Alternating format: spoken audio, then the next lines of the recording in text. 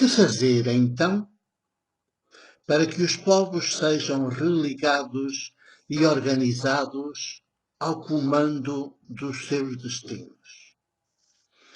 Olá, esta é a questão com que abrimos a segunda parte do programa 80 da nossa atualidade à luz da fé e da teologia de Jesus, um programa quinzenal.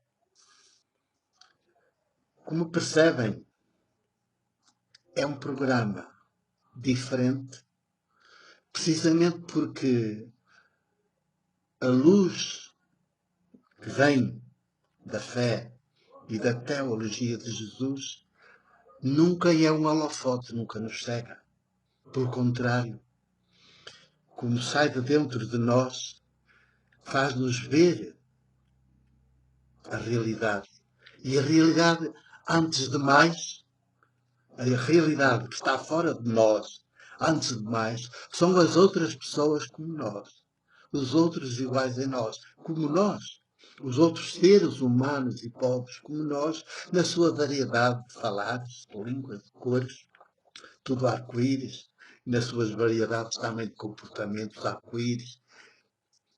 É esta riqueza toda que quando a luz sai de dentro para fora, e a luz e a fé e a teologia de Jesus têm essa característica, a única fé e a única teologia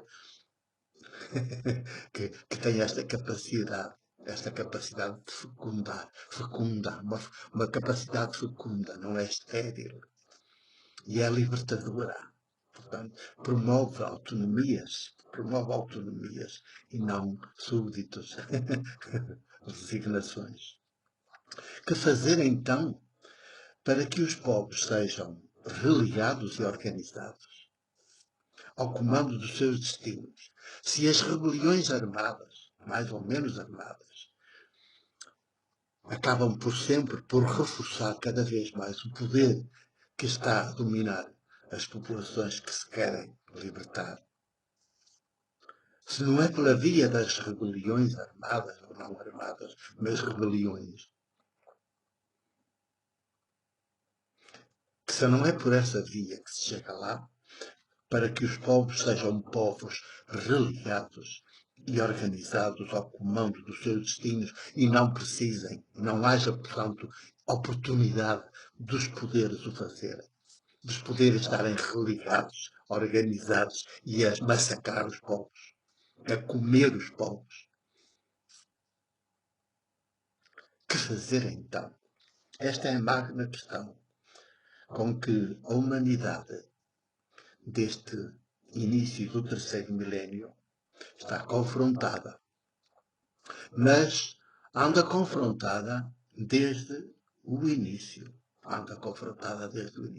Mas hoje, como a forma de dominar, de desmantelar por completo os povos, de os individualizar, independentizar uns dos outros, cada um ser um eu, que nunca é um nós, nunca se religa. Estamos hoje no cume, no zénite deste egoísmo, deste individualismo. É o poder que está a produzir isso, precisamente para melhor nos ter nas mãos e impedir que alguma vez sejamos povos religados e organizados ao comando dos nossos destinos. Até hoje só conhecemos o poder cada vez mais organizado, sofisticado e armado. Neste início do milénio, ele está no seu apogeu. Daí, as rebeliões armadas serem ainda geradas por ele, curiosamente, ou dramaticamente. As rebeliões armadas ainda são organizadas pelo próprio, fomentadas pelo próprio poder instalado. E ele hoje é tão sofisticado e tão armado, que se dá ao luxo de ser ele a provocar as rebeliões contra ele. As rebeliões armadas que aparecem com a máscara de serem contra ele, e é ele que está a alimentar, a provocar e a alimentar. Porque dessa forma dá ao poder inumano, horrendo, um mal estrutural, dá-lhe a máscara de humano, de mais humano, que é aceitável. Os povos, fazer para que os povos sejam religados e organizados ao comando dos seus destinos, em vez de estarem a ser comandados pelo poder, como estão desde o princípio. É bom ter consciência que os povos são compostos por maiorias e minorias. E esta realidade, esta constatação da realidade, os povos são assim, maiorias e minorias, isto é bom. É bom, faz. É da nossa natureza humana. Em sociedade, povos, maiorias, têm maiorias e minorias. E essas maiorias e minorias é que constituem os povos. O segredo para uma sociedade, para chegarmos a uma sociedade de povos religados e organizados ao comando dos nossos destinos, reside, sobretudo, imaginem, nas minorias. Claro que as maiorias são absolutamente indispensáveis. Mas, antes de mais, o segredo está nas minorias. Mas só que, até agora, nestes milénios todos de humanidade, que há povos em crescendo em número, até agora, as minorias têm-se deixado seduzir pelo poder. Porque o poder aparece-lhes e é extremamente afrodisíaco. Dá prazer, dá estatuto, dá ênfase, dá projeção. O ego fica, poder, deslumbra. É afrodisíaco, extremamente afrodisíaco, que é quase irresistível. Mas é estéril. E só produz, nunca gera filhas e filhos. O poder só produz espinhos e abrolhos. Mas mascarados de boa comida, que são veneno, que é veneno. Até a comida é veneno. A comida do poder é veneno. E provoca doenças, e mais doenças e tal. E depois também vem a correr com criação de hospitais, e mais coisas, e mais fármacos, e mais fármacos. Sempre. É sempre o poder a gerar isto tudo. Faz o mal e a caramunha. Faz a doença e arranja a medicação para a doença e está sempre a negociar, sempre a comercializar. E sempre a crescer em poder. Portanto, o segredo está nas minorias. Só que elas têm sempre, desde o início,